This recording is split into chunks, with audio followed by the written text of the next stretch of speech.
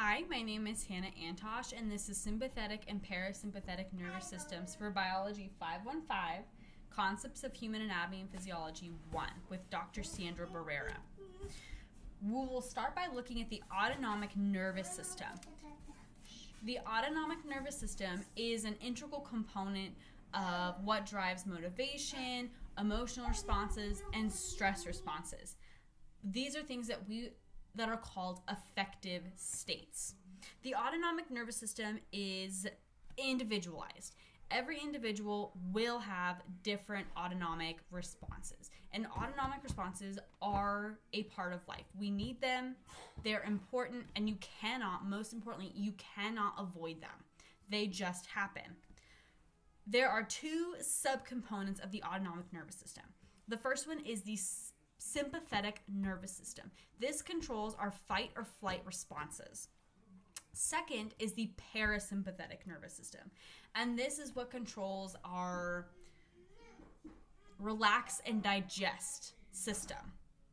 This is what enables us to digest a yummy piece of cake or read a good book. This is what helps us slow down. If the sympathetic nervous system is designed to keep us alive in the face of predators or threats, the parasympathetic nervous system's job is to cool us back down. The sympathetic nervous system and the parasympathetic nervous systems work independently, but they do coordinate sometimes. And their coordination, again, will vary from individual to individual. And they can have what we would call a peripheral response. And heart rate can be an example of that peripheral response. We can show heart rate and how the parasympathetic and sympathetic nervous systems affect it. And we can use those heart rates to create this 2D model. So this shows that when the sympathetic nervous system is activated and the parasympathetic nervous system is deactivated, we'll see an increase in sympathetic nervous system activity. So it'll be all the way on the top left over here where we can see it's high on our y-axis and low on our x-axis. Whereas when the parasympathetic nervous activity is up and the sympathetic nervous activity is down, we'll see this reciprocal parasympathetic response over here, meaning the heart rate is going to be a little bit lower. We can also see a positive correlation between these two. When they're both activated, we call that co-activation. It's up here. And when they're both low, when they're both inhibited, there's co-inhibition down here. Unrelated activity through uncoupled responses can increase or decrease either the parasympathetic nervous system or the sympathetic nervous system. The ability to engage both systems independently, but also at the same time, allows people to operate in very different environments and in very diverse environments. Like I said, autonomic nervous responses are unavoidable, and they're triggered when we're managing stressors. And scientists do have ways to test the autonomic nervous system. One such way is the trier-social stress task. This is a lab activity that is designed to quantify an individual's response to stress, specifically social stress. The trier-social stress test is very effective at inducing psychological distress and physiological stress responses. And it will demonstrate an individual's response to acute social stress. In the trier-social stress test, participants are asked to prepare a speech, deliver a speech to evaluators, complete a mental arithmetic or question and answer, and then sometimes they are given a recovery period. In this journal that we're going to talk about today, this peer-reviewed journal article, the researchers chose 4 previous tests in which they analyzed the pre-ejection period which is the measure of time between electrical impulses that will initiate ventricle constriction and aortic opening. This action, the constriction and opening of these vessels, is thought to be a result of the sympathetic nervous system. So by testing and evaluating the pre-ejection period, scientists can show how the sympathetic nervous system is affecting heart rate.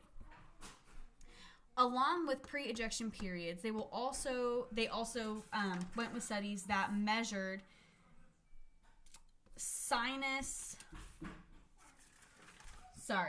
They also went with studies that analyzed the respiratory sinus arrhythmia. So how fast you're breathing. And during the trier stress tests, most of the time women appeared to have a larger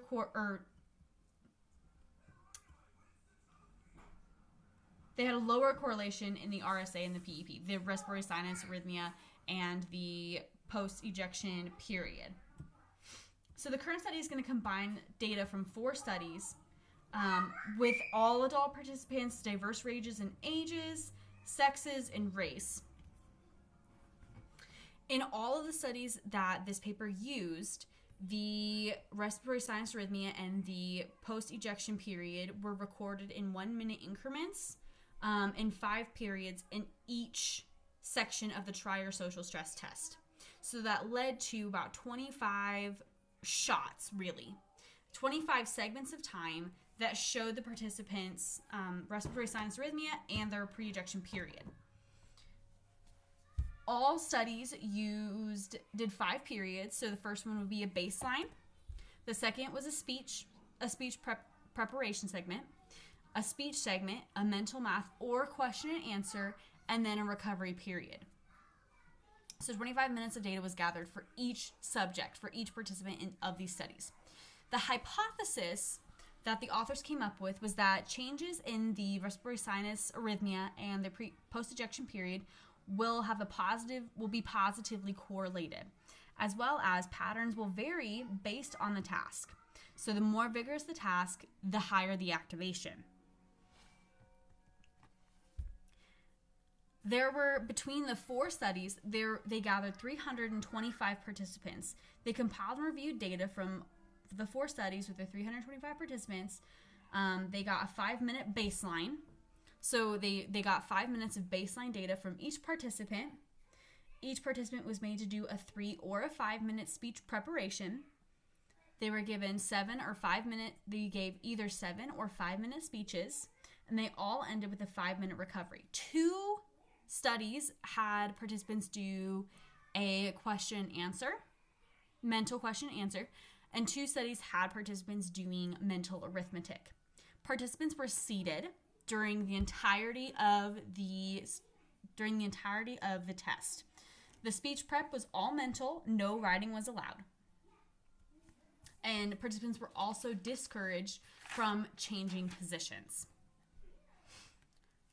For data collection, they collected data through electrocardiography using a BioPac ECG 100C, and they also collected impedance cardiography using an HIC 2000. They collected and integrated this data using an MP150 system. The sensors for the ECG were applied in a LED2 configuration, and the impedance cardiography was obtained by 4 mylar bands that were placed in the neck and chest region. And then they collected signals through something. But to compile the data, they got a baseline respiratory sinus arrhythmia and post-ejection period. They calculated the baseline by finding the mean of the 5 baseline segments for each participant.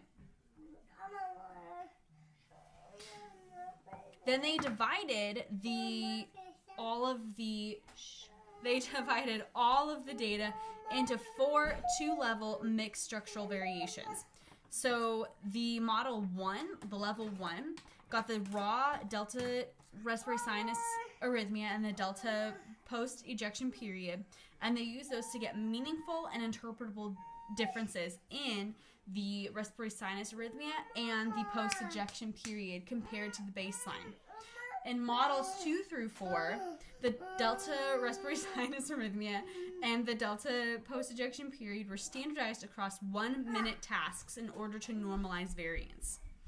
Researchers saw that the respiratory sinus arrhythmia and the post-ejection period coupling were more positively correlated for participants that had a higher baseline respiratory sinus arrhythmia, but the baseline post-ejection period was not significantly associated with coupling.